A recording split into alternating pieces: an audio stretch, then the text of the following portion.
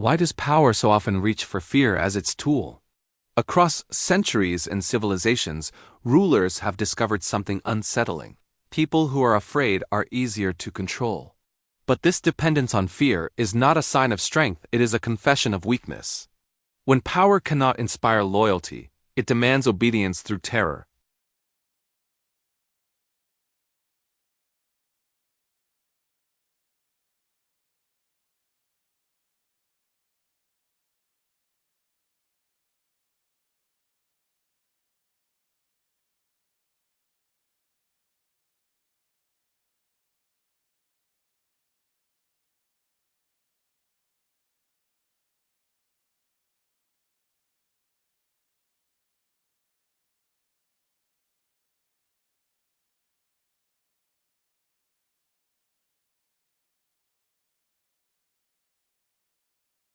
What happens when fear becomes not just a tool but an entire system of government? When paranoia is institutionalized, when suspicion is encoded into law, when every citizen becomes a potential enemy? This is a story about the machinery of terror, how it is built, how it operates, and what it does to the humans trapped inside it. The year was 1793. The place was Paris, city of revolution, city of enlightenment, city now drowning in blood. The French Revolution had begun with soaring ideals, liberty, equality, fraternity, but ideals are fragile, and power is hungry. By 1793, the revolution was consuming its own children. The Committee of Public Safety, led by Maximilien Robespierre, faced genuine threats. Foreign armies on French borders, royalist uprisings in the provinces, economic collapse, food shortages. These were real dangers. But the response to these dangers created a danger of its own. The committee decided that to save the revolution, they must eliminate all enemies of the revolution. And once you begin eliminating enemies, you discover that enemies are everywhere. This was the beginning of the Reign of Terror. Between September 1793 and July 1794, approximately 17,000 people were officially executed by guillotine. Tens of thousands more died in prisons, in massacres, in the chaos of revolutionary justice. The machinery of terror had been built, and it required constant feeding. The law of suspects, passed in September 1793, defined who could be arrested and tried as an enemy of the revolution. The definition was breathtakingly broad. Anyone who, by their conduct, their contacts, their words or their writings, showed themselves to be partisans of tyranny. What did that mean? No one knew. That was the point.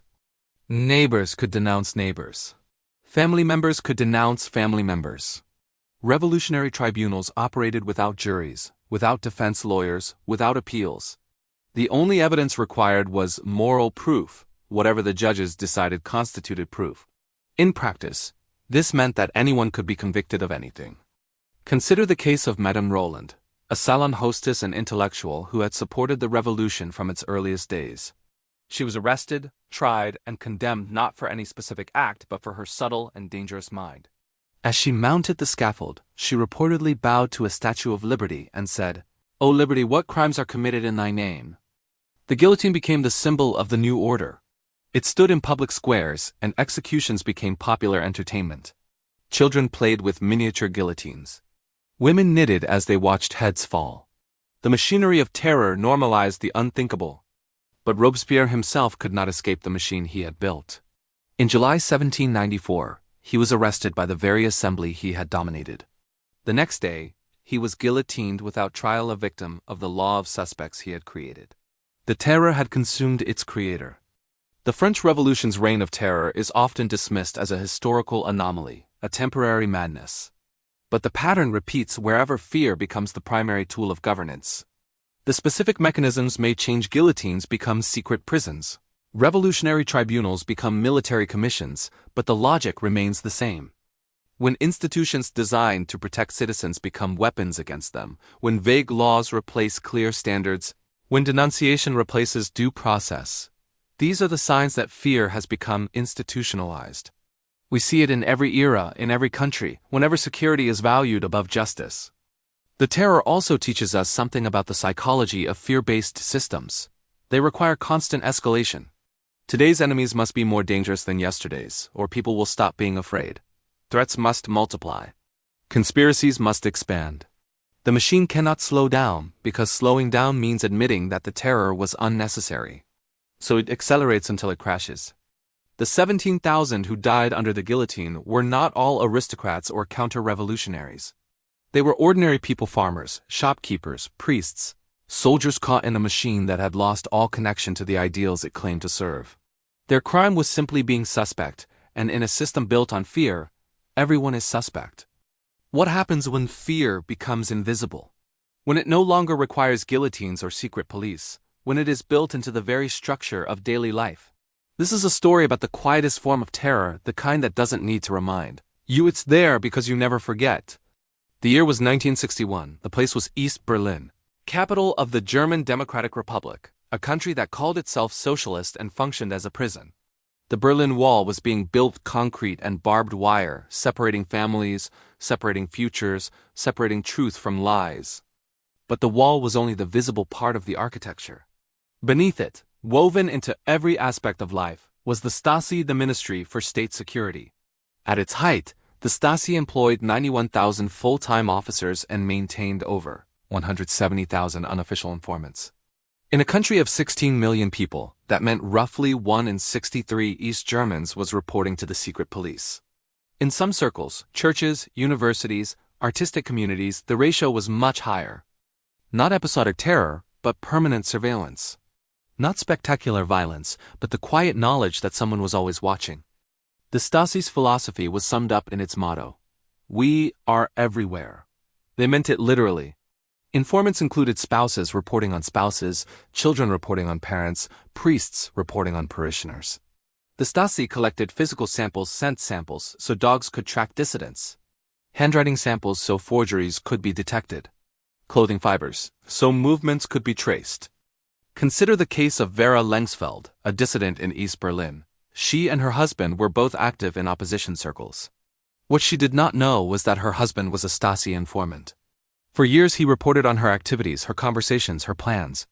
When she was finally arrested and imprisoned, she discovered the truth. The person she trusted most had been watching her for the state.